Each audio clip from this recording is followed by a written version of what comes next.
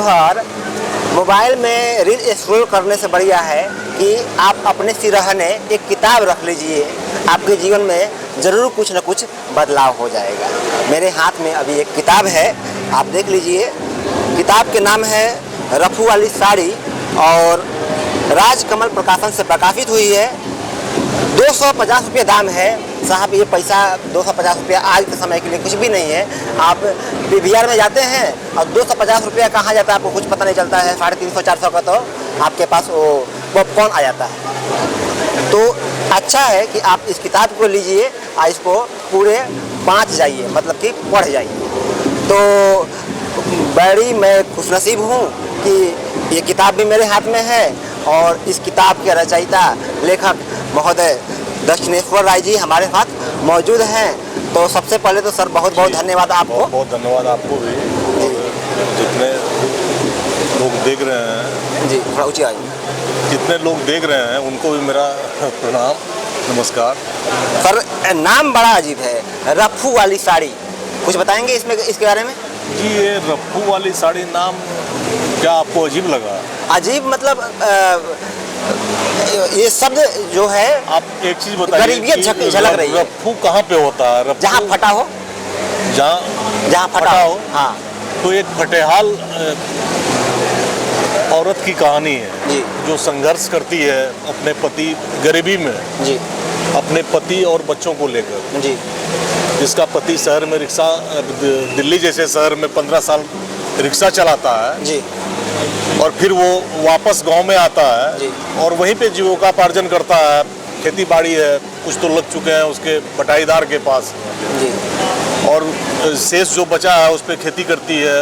उसका एक बेटा है लरेना उर्फ नारायण महतो।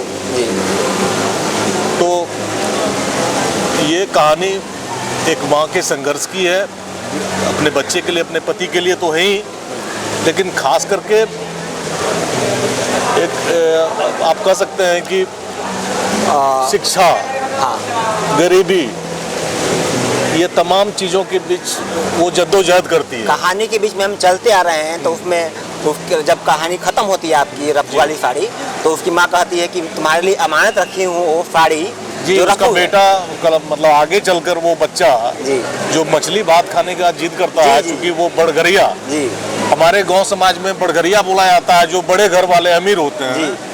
तो वो एक दिन पड़ोस के किसी घर में चला जाता है, वहाँ किसी संपन्न परिवार के बच्चों को देखता है कि वो मछली भात खा रहा है और उसके मुंह में भी पानी आ जाता है और वो घर आके जब वो मछली खाने का जिद करता है तो एक लाचार बेबस माँ के समक्ष बड़ा ही ये जटिल चीज़ें उत्पन्न हो जाती है कि उसका बच्चा उस चीज़ के लिए जिद कर रहा है जो अभी उसके बस का चीज़ नहीं है, और वो गुस्से से एक झापड़ मार देती है कस के और वो ज़मीन में लेटने लगता है जी।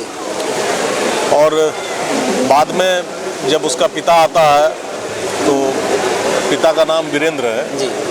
वीरेंद्र जब वो आता है, देखता है अपने बच्चों को ज़मीन पे लौटता हुआ, और बच्चे जानते ही हैं कि जब जिद करते हैं किसी चीज़ की तो बस गला फाड़ फाड़ के रोना और ज़मीन पे लौटना इधर से उधर। तो उसका पिता जब आता है तो वो अपने बच्चों को जब ज़मीन पे लेटता हुआ देखता है तो उसे बड़ा ही दुख होता है, लेकिन तत्क्षण उन्हें पता चलता है कि वजह क्या है। आपकी पहली कहानी है इसमें बड़ी मालकिन।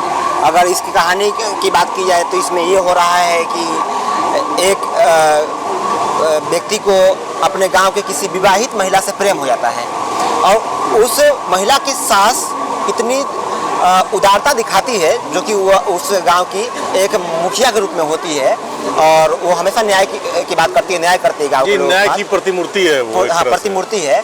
और वो अपने बेटा का उस व्यक्ति से उस महिला शादी करने के लिए तैयार हो जाती है जो कि खुद एक विवाहित है। और दूसरी बात कि एक उस महिला के जो पति होता है वो भी इस बात के लिए तैयार हो जाता है, वो उदारता दिखाता है कि ये लड़की मेरे लायक नहीं है, इसलिए मैं उसे अभी हाथ तक नहीं लगाया। ये समाज की किस परिदृश्य को चित्रित कर रहा है। मैं बताऊं कि वो आदमी, उसका पति जो है जी, वो एक प्रकार से वो अनछुई होती है, जी। मतलब शादी के बाद भी उसका कुमारी जस का तस बरकरार रहता है। जी। क्योंकि किसी मजबूरी बस लड़की के माता पिता जो जी। हैं वो उस व्यक्ति से इसकी शादी कर देते हैं। जी।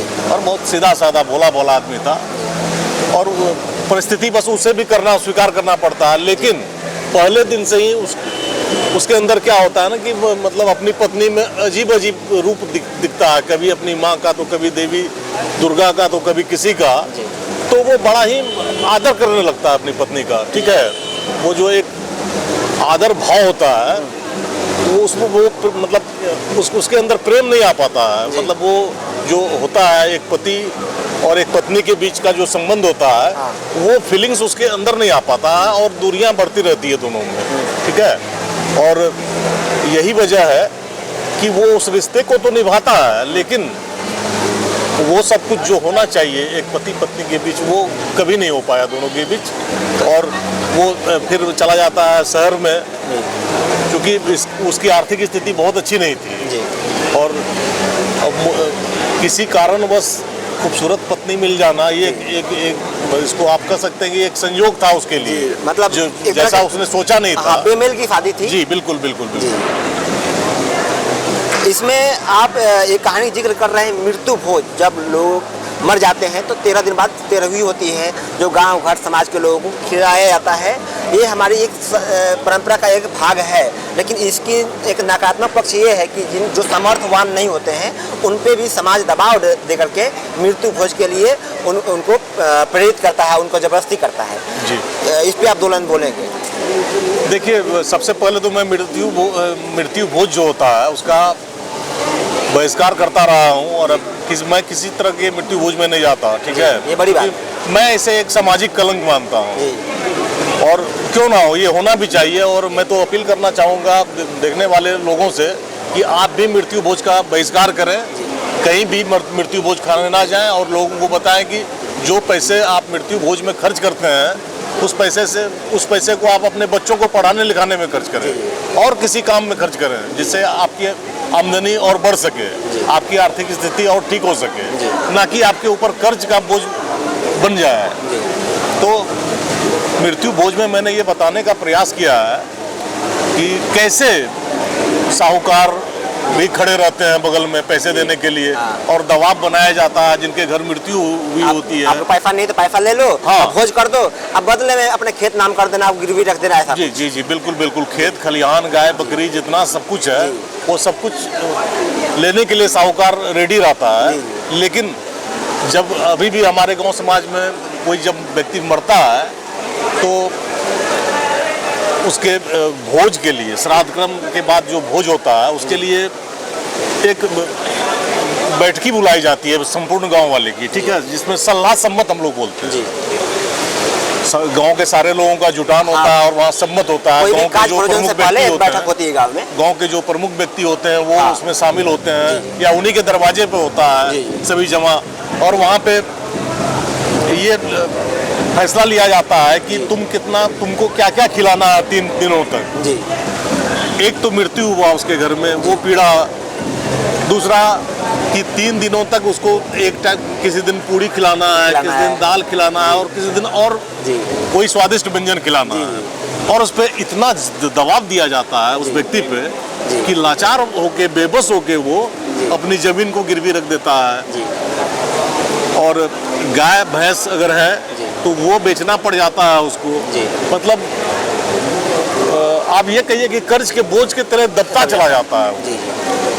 आपके और 2 कहानी पर अगर मैं चर्चा करना चाहूँ, एक है माँ और एक है पिता। लेकिन माँ से पहले मैं पिता की चर्चा करना चाहता हूँ। और पिता से वैसे मैं सोचा था कि इसमें वार्तालाप में आपकी बात करूँ।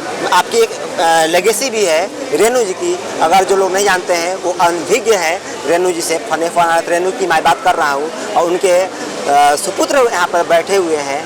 और उनकी एक लेगेसी है कि वो एक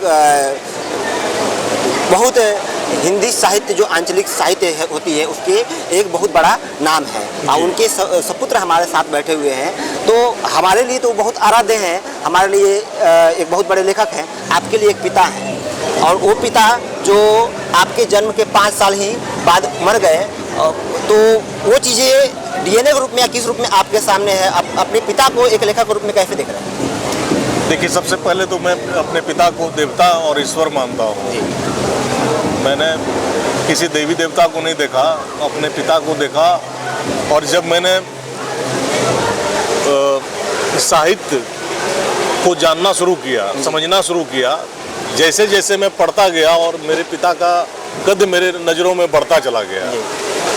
और अंततः मैंने आपको कहा कि मैं अपने पिता को ही अपना ईश्वर मानता हूँ। जी ये कद है मेरे पिता का मेरे अंदर, ये भक्ति है मेरे पिता का मेरे अंदर। और एक टिस भी है कि मैं पिता विहीन जिंदगी को मैंने जिया है। और एक पिताहीन व्यक्ति जो पिता के बगैर जीता है, ये दर्द को वही समझ सकता है, दूसरा और कोई नहीं समझ सकता है।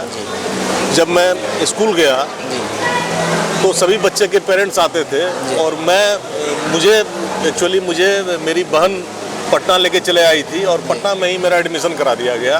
मैं आपको सबों को बता दूं कि मेरा स्कूलिंग से लेके कॉलेज वगैरह सारा कुछ पटना में ही रहा। और 2 क्लास से मैं पटना में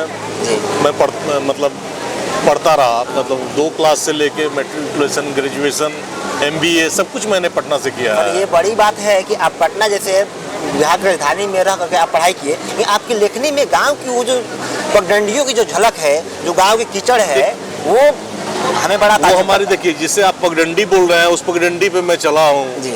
भले ही आज वो पगडंडियाँ समाप्त हो गई, चलने वाले लोग कम रह गए, क्योंकि अब गांव का आधुनिकीकरण हो गया है और हमारा गांव अब हमारा गांव नहीं रहा।